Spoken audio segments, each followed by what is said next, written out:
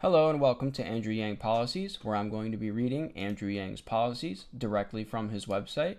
We're going to start with the Freedom Dividend. Andrew would implement the Freedom Dividend, a universal basic income of $1,000 a month, $12,000 a year, for every American adult over the age of 18. This is independent of one's work status or any other factor. This would enable all Americans to pay their bills, educate themselves, start businesses, be more creative, stay healthy, relocate for work, spend time with their children, take care of loved ones, and have a real stake in the future. Other than regular increases to keep up the cost of living, any change to the Freedom Dividend would require a constitutional amendment. It will be illegal to lend or borrow against one's dividend. A universal basic income at this level would permanently grow the economy by 12.56 to 13.10%, or about 2.5 trillion by 2025, and it would increase the labor force by 4.5 to 4.7 million people. Putting money into people's hands and keeping it there would be a perpetual boost and support to job growth and the economy. Problems to be solved. Approximately 40 million Americans live below the poverty line. Technology is quickly displacing a large number of workers, and the pace will only increase as automation and other forms of artificial intelligence become more advanced. 1/3 of American workers will lose their jobs to automation by 2030, according to McKinsey. This has the potential to destabilize our economy and society if unaddressed. Good jobs are becoming more and more scarce, and Americans are already working harder and harder for less and less. It is necessary to support and preserve a robust consumer economy. Many Americans are stuck in the wrong jobs because of a need to survive. There are many positive social activities that are currently impossible for many to do because they lack the financial resources to dedicate time to it, including taking care of a child or a sick loved one and volunteering in the community.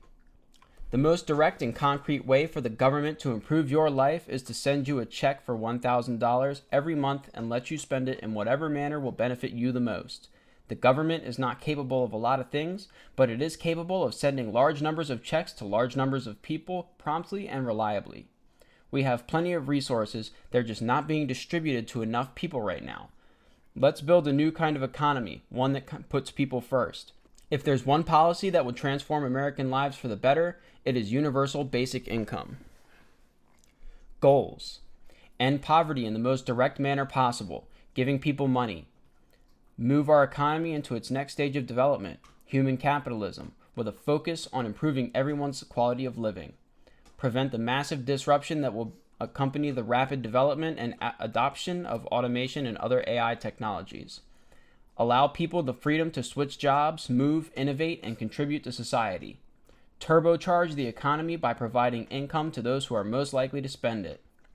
As president, I will implement the Freedom Dividend, providing universal basic income of $1,000 a month to all American adults over the age of 18 so that we may all share in the prosperity we have contributed to and participate in the new economy. An excerpt from The War on Normal People. Universal Basic Income, or UBI, is a version of Social Security where all citizens receive a set amount of money per month independent of their work status or income. Everyone from a hedge fund billionaire in New York to an impoverished single mom in West Virginia would receive a monthly check of $1,000. If someone is working as a waitress or construction worker making $18,000, he or she would essentially be making $30,000. UBI eliminates the disincentive to work that most people find troubling about traditional welfare programs. If you work, you could actually start saving and get ahead. With the growing threat of automation, the concept has gained renewed attention, with trials being run in Oakland, Canada, and Finland, as well as in India and other parts of the developing world. Today, people tend to associate universal basic income with technology utopians. But a form of UBI almost became law in the United States in 1970 and 1971. Passing the House of Representatives twice before stalling in the Senate. Versions of the idea have been championed by robust thinkers of every political persuasion for decades, including some of the most admired figures in American life. Here's a sampling. Thomas Paine, 1796. Out of a collected fund from landowners, there shall be paid to every person When arrived at the age of 21 years, the sum of 15 pounds sterling as a compensation in part for the loss of his or her natural inheritance to every person, rich or poor.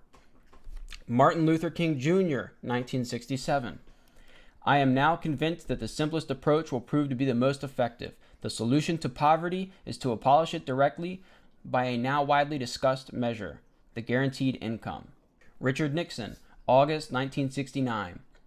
What I am proposing is that the federal government build a foundation under the income of every American family that cannot care for itself and wherever in America that family may live.